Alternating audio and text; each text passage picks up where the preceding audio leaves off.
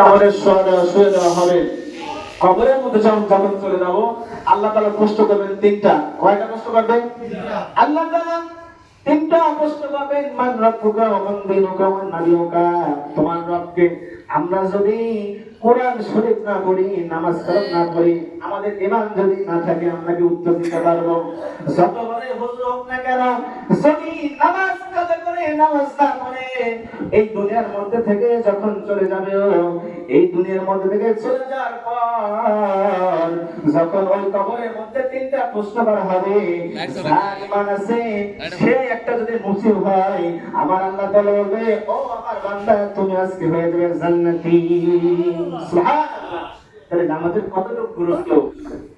আল্লাহ তাআলা বলেন, ইন্নাল মুনাফিকিনা ফিল দারকিল আসফালি মিনান নার।